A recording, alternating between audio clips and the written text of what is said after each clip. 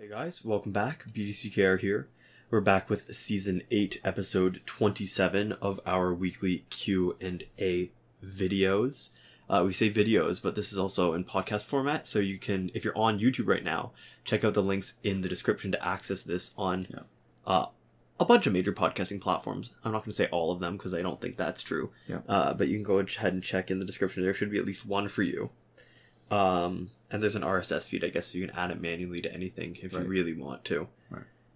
We are a little bit light on questions this week. So we're going to get through all of our questions, and then we're probably going to ramble a bit at the end.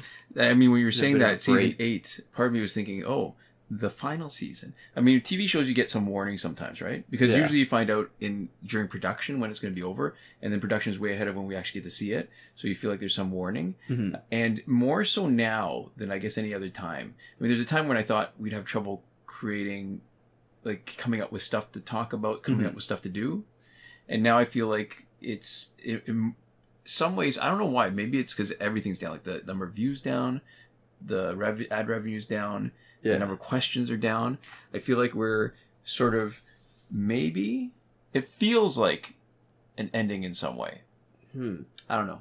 Yeah, we've been at it for a while. We said that before too, and that hasn't panned out. And some content is happening at some points, no matter what. But yeah, we are a little bit light on the viewer metrics. So the recaps are still going to be those will be relatively easy to do. But as far as you notice in the last couple of weeks, we've been doing shorter Q&As because it's relying a lot more heavily on the kind of rambling that we do. Mm-hmm. That's a little bit unfocused. A little bit, it's like Survivor. It's unscripted. It's not reality, but it's a little bit unscripted. Mm-hmm. And we just have a go at it. So maybe at a slight change of pace, we'll go through all the questions first, and that way we won't have anything left for next week. And then we'll save our rambling until the end. Mm-hmm. Yeah. So try something new today. Our first comment comes from Kylo Arsenal, and they say, what level / damage and health does a team have to be at to get max battle rating per fight? Yeah, alright, so it's interesting. People have been asking us about Injustice 2 and when we're going to do Injustice 2 videos, and the short answer is, and I'll relate it back to the question, is that we've done them, we're not going to be doing any more, but the one thing Injustice 2 was useful for was talking about threat level. Yeah. Where they actually were more explicit about the value of a team by assigning it some number called the threat value. And it was some, I guess, amalgam of their abilities, the specific characters, their levels, their abilities, their health, their damage, whatever. Yeah. And I think that's something that's actually used behind the scenes in this game, even though they don't tell us explicitly. So I think the most important thing is in order to track the right kind of fights. Because, all right, so if you go backwards, battle points are based on the team that you face. Mm-hmm. Whatever their inherent, say, threat level is, that determines what kind of battle points you get. The teams you face is determined by what your sort of threat level is. And if you work your way back from that, then it's when you're working with numbers where they're hidden from you and there's a little bit of give, and then you transpose it one more level where your numbers have a little bit of give, then it becomes really difficult to actually say this is definitely what you need to do. However, I think there's still a really good sort of general principle that you want to do. I think the long that wasn't the long answer. The long answer. Oh my gosh. Is take a team that you want to play. Yeah. Get them all to level 50, because if you don't, at some point they're going to get unbalanced in a way that you don't want. Get them all to level 50. Yeah. And then you promote them. And I've seen different kinds of arguments. I've actually seen some people who have effectively had a really unbalanced team where they pick one person to be really good, a couple of support characters or just even dead weight, and then they motor through multiplayer. Yeah. And I guess that's okay. Especially if you're not using a lot of recharges and you don't want to use a lot of recharges and you still want to play a lot. I think I hate the idea of giving up that kind of, not backup, but more like the security and like a well-balanced team that offers you a lot more. Like if one guy accidentally gets knocked out because you're facing room to make mistakes. Yeah, exactly. And so you don't have to be perfect all the time to win all your games. So, but in my mind, you get everybody to level 50. You promote them equally one at a time. And you're going to see your battle points will... There's a threshold where if you say you're in like a 5 fight ladder or 7 fight ladder, the first fight might be like, what, 4,000. Then the next fight is like 4,500. Maybe one or two of them 4,500. And then each one after that is 5,000. Yeah. That's almost max battle points. And if you want max, you can just bump them up a little bit more. And so here's the thing too, that it's hard to really measure, because part of the reason why you want max battle point, typically you want max battle points, is you just want to rank higher. Yeah, it's to get there faster. There's no sort of magical difference at max battle points other than just, you know, the number being bigger. Right, and the problem is that it's a little bit random when you face the Astro Harness, but the higher the threat level of the other team, the more likely you are to face Astro Harness. And no matter what your team is, Astro Harness will typically slow down fights some. Yeah. And depending when it comes in, it can slow down fights a little bit or a lot. And so by not facing the Astro Harness, by keeping your levels lower, you decrease the chance you're going to face Astro Harness. And that sometimes balances out, because your fights are faster, balances out against the slightly higher max battle points you get if you're consistently starting at 5,000 points for the first fight in your ladder. So, and just to give you some context, or whoever's listening some context, if you've got a full gold team, level 50, Elite 7, you'll get max battle points almost guaranteed. I mean, even with the worst characters. And as another point of reference, previously we had level 50 promotion Elite 7 for Elseworld Flash and Containment Doomsday, who were two of the lowest stat golds. And at one point we swapped out one of them for the other lowest stat gold, which is Regime Black Adam. Yeah. Well, actually, who's the lowest stat gold? Is it Bane? I don't know. It might be Bane. But, I mean, these guys are pretty low stat. And if you add a silver, which is Regime Green Lantern, they were pretty close to, I think they were close to getting like 4,000 for the first fight and working their way up. So that's still a really good team. And if that team can get close to max battle points, then you know that you're going to do pretty good with another team. But although the qualifier is that I think Green Lantern might have been 60 Elite 10. And that makes a difference too. So, but I mean, he's a silver. Right? So that's probably the best way, I think. Because I don't know that anybody can really give you a proper formula that'll calculate it. For battle points, yeah. Or if there is one, we definitely don't know it. Right, right. Yeah. So that's our best bet. Anyways, our next comment comes from Aiden, and they say, do you think the update is a sign of things to come, or should we not get our hopes up? And before we start, like, and answer this question properly, what was really funny is I didn't realize the update came on April Fool's, right? And so we uploaded the video on April Fool's. Yes, we did. April 1st, and my friend who subscribes to the channel thought it was a joke. And checked the iOS thing to see that it was an update. And then, when he, one, realized it wasn't a joke and there was a real update, but then two, realized how crummy the update was. It was like, it's almost like it was an April Fool's joke. It was an April, but just on the players. And funnily enough, too, the documentation in the Google Play Store says it was an update from March of 23rd. Maybe we just didn't notice it. And that's why a big part of the documentation is really sort of iOS centric. Maybe. Yeah, but it was pretty crummy update. Didn't really add much. It added back the being able to get some energy by watching the videos. Yeah. And the sucky thing is now you can't bypass the videos anymore. So that was one of the reasons why they probably removed it, and now they brought it back. And now that they can actually get money from it properly. Yeah. I mean, on the flip side, though, it seems like the games I've played, I mean, I've got some footage that I don't know that it's worth it, because there's like a 15 to 30 second ad video, but I was able to get through a couple ladders using the free recharge.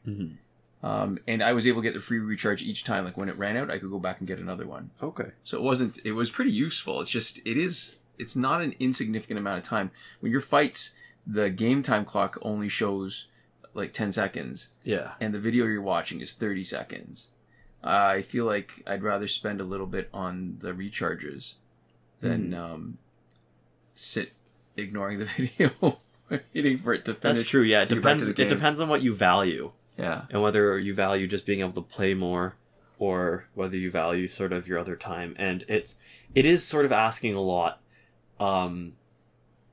when all you get is the opportunity to play more. I've seen different things do ads in sort of different ways, right? Yeah. And there's a lot of ways games do ads is they give you some in-game resource, right? Right. Whereas this one, you're not really getting any in-game resource. Like energy is kind of an in-game resource, but only really sort of by technicality, right? More than anything else, it's just sort of the ability to play the game more. Yeah.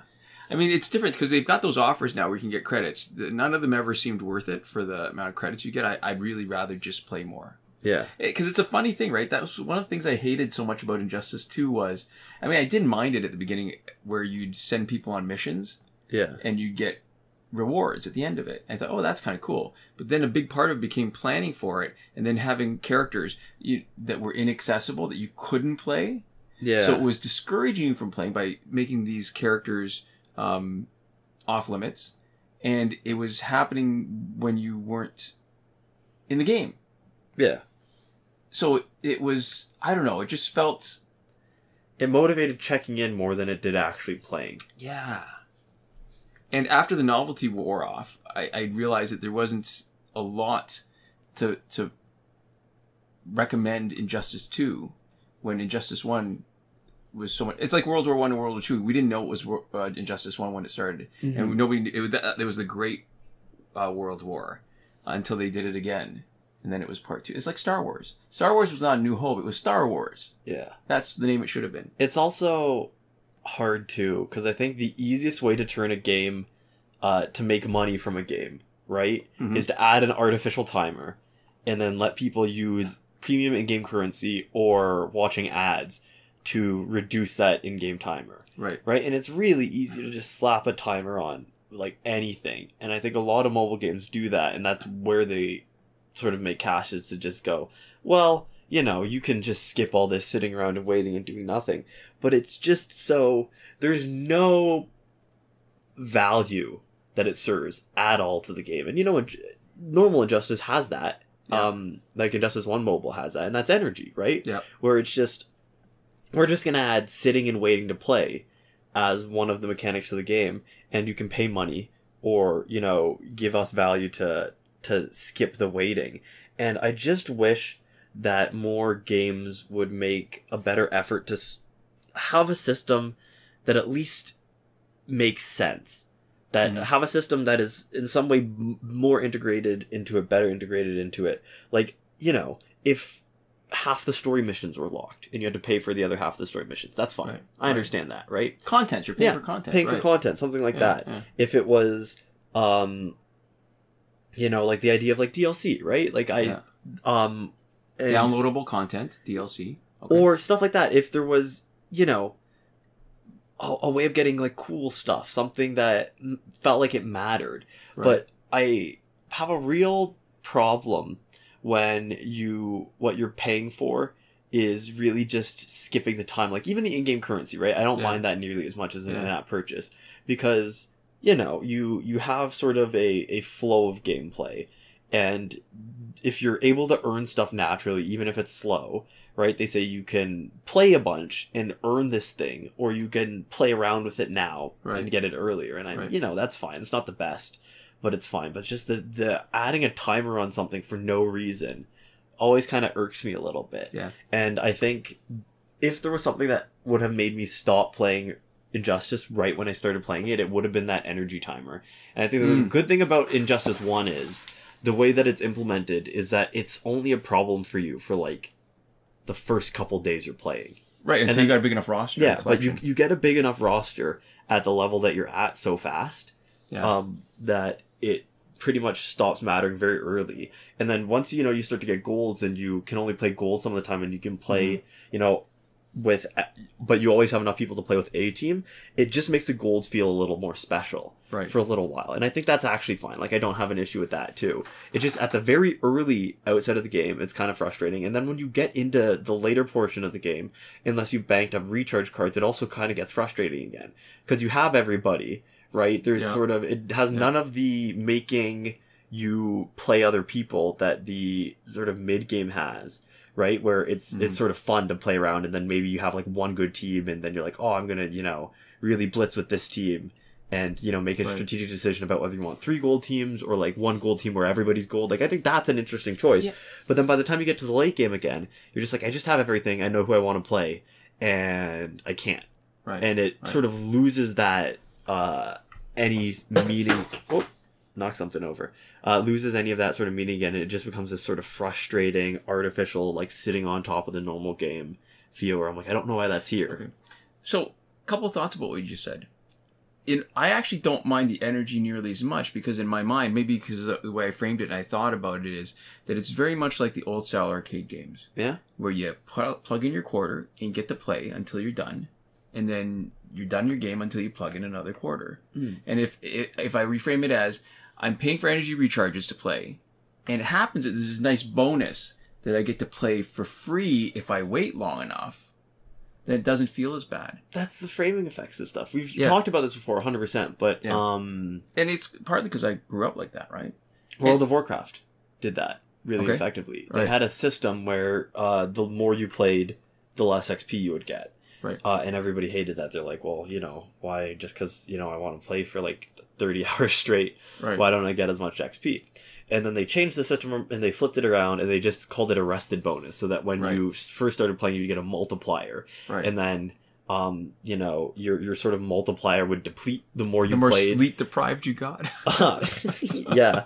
Your as your real life muscles atrophied, your rested multiplier would go down. Right. In the game, and then sort of if you took a break and up to a certain like number of hours that you banked of like not playing offline time, you would come back in and you'd be freshened up with that multiplier again. And so people love the rested bonus. They're like, oh, you know, I don't play for a little while and I don't feel like I'm missing out, because when I come in, I feel like I'm getting all this bonus XP, right? Right. Because I put the game down, right? I don't feel like I'm losing out for, you know, not playing all the time.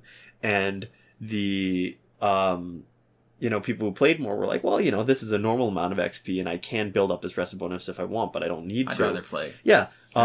But it was exactly the same system. The numbers all worked exactly the same, and it's just the way that you framed it is whether it's a good thing or a bad thing. And I think for what it's worth, the Energy and Injustice is one of the better implementations of a meaningless timer on stuff. Right? Because it does recharge relatively fast. Right. You can, if you have like, I think maybe 2 good teams, or 2 or 3 good teams, you can sort of cycle back and forth. Yeah, I mean, and you could play for a good chunk of time. Yeah, you can play for much longer than I have if you just have a couple good teams. Yeah. I think really the sweet spot is 4, where you're not limited. You can play maybe an hour. And I guess it depends on how good your team is too. The better your team is, the more teams you'll need. Yeah. Because then you go through faster. And the only one other way that I'm okay with timers is if they're sort of totally divorced from the game. If they just block off one sort of little thing all off to the side by themselves, and everything else is fine. Because, you know, I like idle games sometimes, right? And idle games a lot are about waiting and, you know, waiting and then doing something active and then waiting and then doing something active and then waiting. And I think that's okay. Like, I'm playing a game right now called Idle Slayer, where there is, you know, minions that you send off on missions. Idle, as in like a... IDLE, Idle Slayer. Oh, not idle like in Indiana Jones and the Temple of Doom. Not that kind of idle, like an idle game. And they have something in it called minions. And what you do is you hire them to do a mission. They take a certain amount of time, and then they come back with the same amount of currency of the same type that you put into them, basically. Right. And that's fine, because the only thing that they are ever for is clicking a button, sending them out, and then getting them back. Right. And they don't lock off anything else. And the rest of the game is still totally playable. And, you know, the currency that you get from them and that you're spending on them is something that you earn in the regular game, and that you earn faster in the regular game. So, you know, what that is just something that's happening in the background. And if you're actively playing, then you get to bring them in and send them back out at exactly the time that it expires. Right. So actively playing, you know, you get currency a little faster through them. And that's fine, because it doesn't do anything. It's like interest at the bank. Yeah. It's like interest, but it's capped rate, because you can only put so much into them. Right. And the other thing that's kind of fun about it is when you first get them, every time they go out and come back in, they actually gain another level. And their how much money they bring back is or how much of the currency, it's like sort of upgrade points they bring back, is a multiplier. So it's whatever number multiplied by what level they are. Right. So what's kind of fun about it, and interesting, is when they're at their low levels, you actually send them out for a mission, and they come back with less money than you spent on them. So in the early days, you actually have to sort of train them up and invest in them for long-term rewards, where you're sending somebody out and maybe it's costing, like the one example I'm thinking of is one of them costs 1,000 points to send out, and they only bring back 35 the first time. Right. And then every level they bring 35 more. So, a couple days in, you get like 2,000, 3,000 back from them. But when you first send them out, you're spending a lot. So you actually have to actively get those resources from the game. Right. By active playing, and then you send them out and you're sort of investing. It's like fusing low-level gears and getting more back from them once you've actually maxed them out every time you shatter a new one. But it would be like if shattering them gave you credits, and at first you would get way less credits than it costs for a gear. Yeah. Initially you get way less shards than the shards that it took you to promote it until you've shattered a few at max. Yeah. And the other thing that sort of makes it interesting is that it focuses around ascending, which is basically like you restart with a bunch of permanent upgrades that you keep to get these more permanent upgrade points, but you lose all your... There's a set of temporary upgrades that you have to lose and start over with. So the more temporary upgrades you get, the faster you can accumulate these points in game, the faster a bunch of other stuff happens, and the more meaningful your sort of active play is. But when you get these points back, they don't actually get given to you right away. They stay locked and banked up until the next time you ascend. So there's also this sort of fun give and take where the passive gameplay actually ties into the active gameplay, because you might run into a situation where you're buying permanent upgrades, so you don't have very many upgrade points left in sort of your accessible bank. And when you're sending these people out and bringing them back from missions, you're getting more points than you're putting in, but they're moving out of your like currently spendable bank into your sort of banked up for your next ascension bank. They're locked away. Yeah. Like when you buy GIC. And so you might run into a situation where you no longer have enough in your spendable bank, and you have to ascend, but when you ascend and, move those back into the area that you can spend them with again, then your temporary upgrades are all gone. Right. So you need to be willing to sort of put that time in to get back to the point where you can earn more of those points in active play, and also, a function of how much money you have and what temporary upgrades you have in sort of the temporary space. When you're away from the game, you also get those same upgrade points just from idling that sort of active play. So there isn't like that interesting pull, that interesting give and take, and it doesn't actually stop you from most of the important playing. It only locks off this one little thing by itself, and I think that's fine. Sometimes you got to have timers, and that it makes sense. It's a relatively well considered mechanic, versus in Injustice 2, it feels like theoretically it might be interesting to send better people away, right? And the better person you send away, the more resources you get back. Yeah. But the problem is, in practice, all it is just less of being able to play with the people that you want. Right. It makes the playing actually less enjoyable. Yeah, and so the choice is to get more resources or to have more fun. And that's not a fun choice. If you feel like you're playing, but you're wasting people that you could be sending on missions, that's not that fun. Right. And if you're sending people on missions, cause you don't want to play with them and you're getting dinky resources, like, who cares? It doesn't mean anything. There's no combination of it that's actually more fun. And the choice may be meaningful, but you're choosing what optimizes your resources and your fun. You don't get to pick, there's no option that it gives you both the most stuff and is more fun. Right. Which is not actually a good decision. So, I don't think we even answered the question. Do you think the update is a sign of things to come, or should we not get our hopes up? Oh, okay, so... Definitely we shouldn't get our hopes up. We shouldn't get our hopes up because... Listen, there's different ways you can look at it, right? One is that they actually did an update, which is more than has happened for a long time. The update itself wasn't that great, but you could, if you wanted to look at it a certain way, you could say, well, they're still paying attention. They've still got people who are responsible for maintaining the game, and that's a good sign. But I think sometimes it's a mistake to assume rational motivation on the part of somebody who you really don't know. Yeah.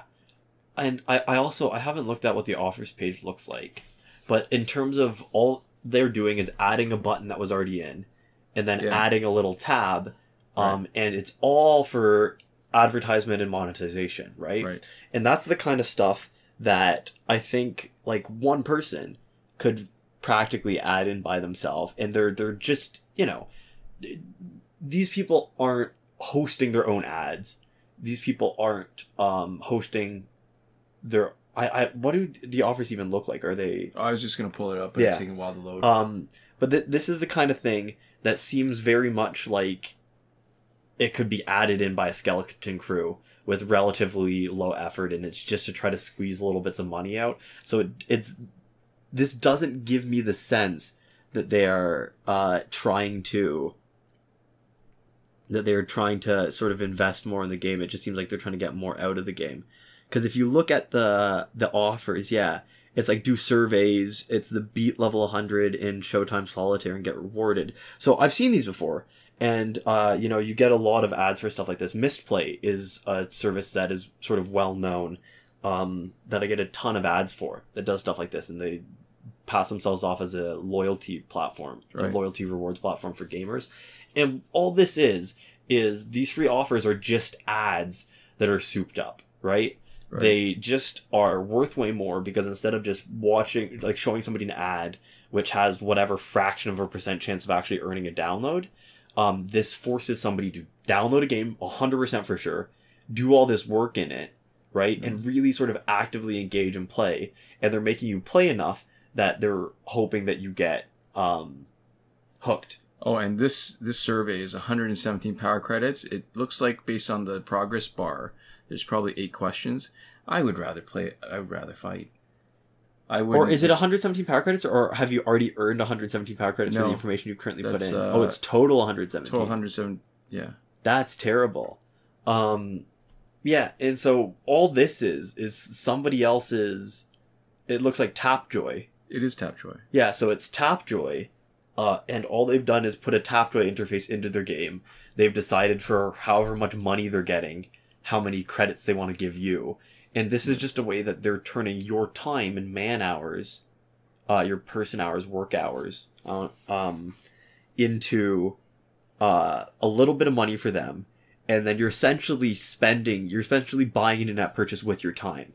That's true. And that's all this is. This is just another in-app purchase thing. And it's not even an in-app purchase thing that they're implementing themselves. It's just sort of a shell from something else that they're pulling in. So they probably have just updated their ad supplier for the video so that you can't X out of it anymore, that you can't skip it. Right. And they've updated their in-store option so that they can get money out of people who don't have money to pay directly. So... You know, that was so not worth it. I just finished a 117 credit survey, and I will tell you one thing. This is what I do when we shop at IKEA and they ask for a postal code. It is one thing so when you give them what they want, which is data, I think that's a little bad. Mm-hmm. So you could refuse to give them the information, which is a little better. In my mind, the best thing is to corrupt their data and give them wrong information, because then it decreases the value and decreases their incentive for doing these kinds of things. Yeah, so I guess the long and the short of it is that this update feels very much in line with the other decisions that they've made. It is less bad than when they started making packs that used to cost real money and have no way of getting them for credits. But this is sort of along that same line where it is very clearly self-motivated, and it is self-motivated only for the purposes of squeezing more money out of us. Yeah. And I don't think this says anything positive about the status of the game above and beyond where it was. I think it shows that there's somebody looking at it, which is good, but it also shows that sort of the fact that they're willing to do this without fixing any of the bugs. Yeah. That would be a good sign. Yeah. If they fixed Battle 62, that last fight, that would be a good sign. That would be a good sign. New content, good sign. But the fact that they're willing to put this out with nothing of substance for the players Right. and something of substance for them, right? Of for getting money and that's it, is kind of a bad sign, I would say. So it's a mix, right? Somebody's there. Somebody somewhere at some point has thought about and made some change to the game. Right. But the change has been entirely self-serving and doesn't in any way hint at any amount of sort of real effort being put into making the game experience better for us. Right. So I would say it has both a good side and a bad side, but seeing this, I don't really have any hope for a content update in the future. Just honestly, practically. Yeah. I'll tell you, and I think we've already identified too what we would see that would be either like really new content would be what we'd want, or fixing real problems would be an indication that there's a chance that we'd get something new, right? Mm-hmm. Yeah. And it would be really easy to even just do a new gear, right?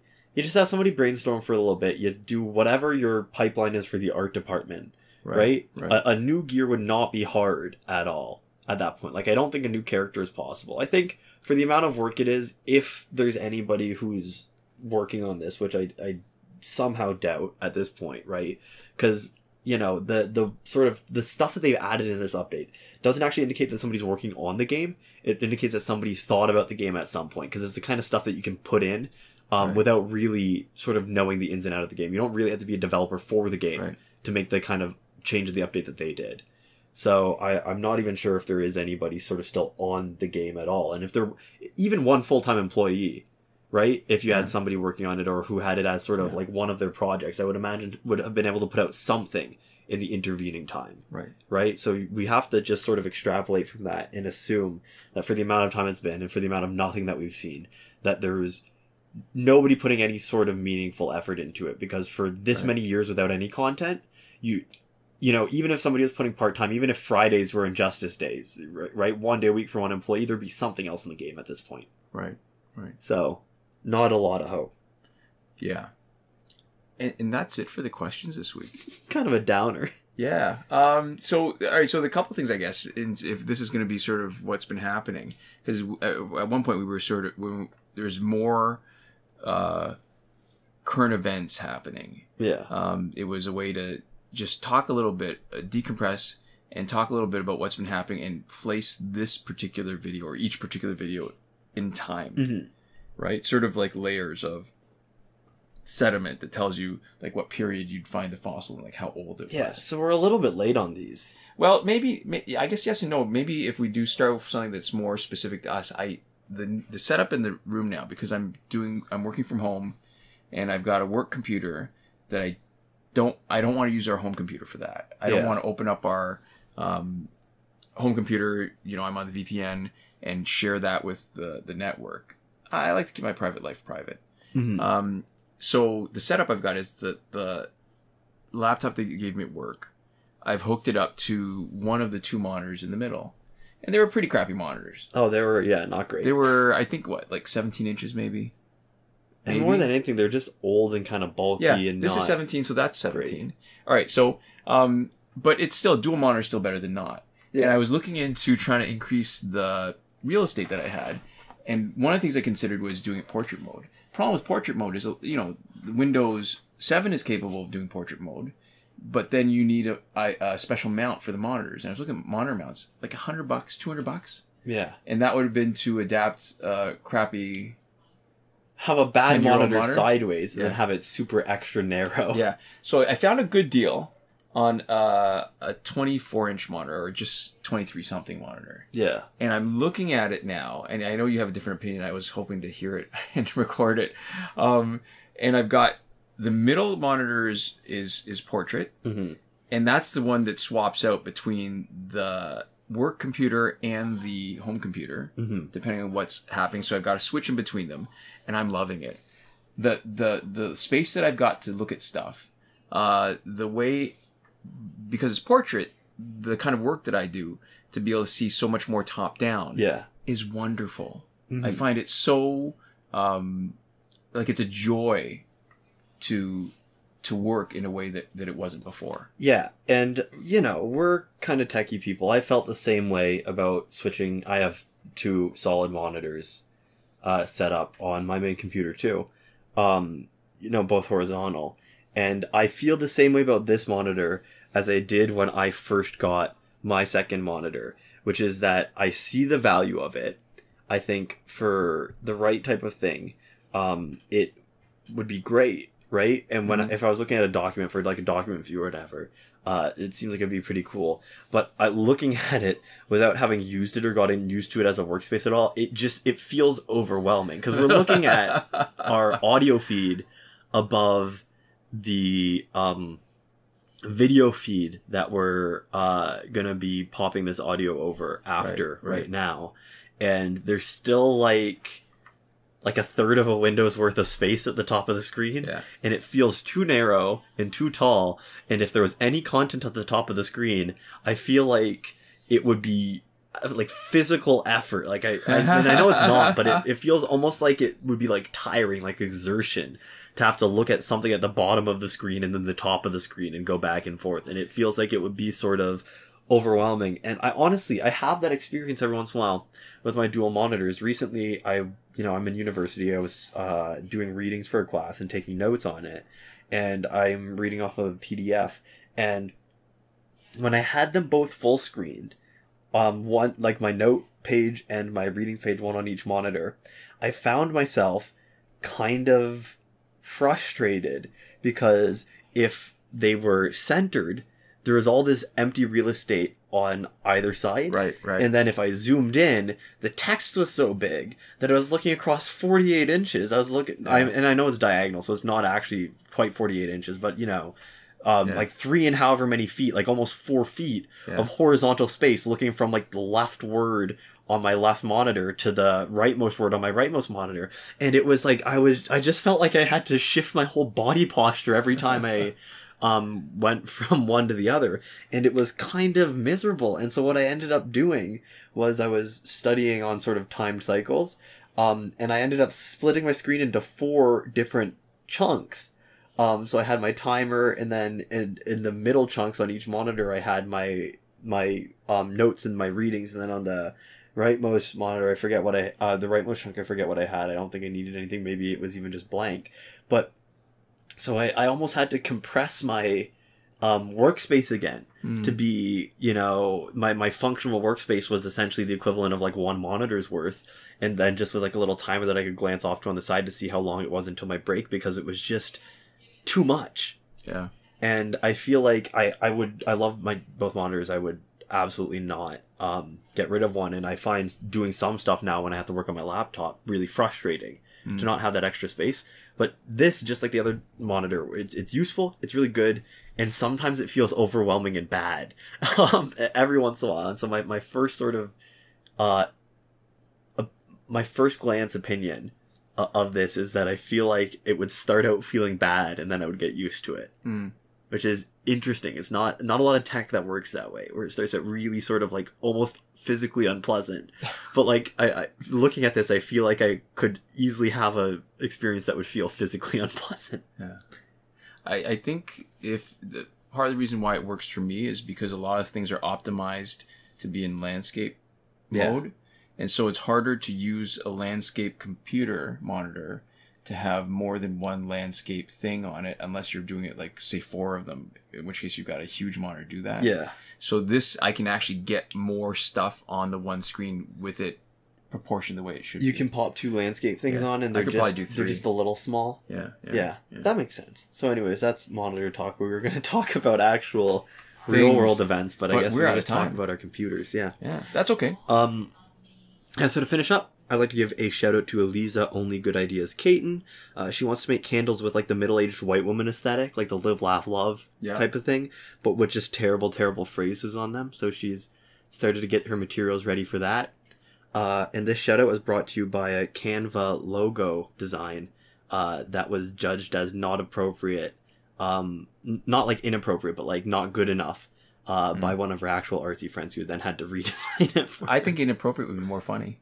Inappropriate would be more funny, but I don't think that's... I think the point is that you're supposed to sort of get drawn in just enough. There's supposed to be a veneer of, live, laugh, love, live every day like it's your last, sort of like... Those motivational posters. Yeah, like, but like white woman, like, slogan garbage, and then you're supposed to get drawn in just enough and then get hit with like the whatever the terrible twist is. Right. Anyways, we'd also like to give a huge thank you to all the lovely people who support us on Patreon. And that would be Console Peasant, Edwoon at the top tier, Last Word, Mohammed Albshaiti at the Your Message Here tier, Shawn Farrell, Daniel Simonson, Aaron Maule, Michael DeVries, Brandon C., Irvin Ruiz, and Eddydoo, who support us on the credited level, and Chris Wolf, Scarlett Danny, Awesome Gamer 241, Pavu RS, Gavin Malott, and Isfar E at the gratitude level. There you go. Thanks so much for watching, and I'll see you next time. Komoda!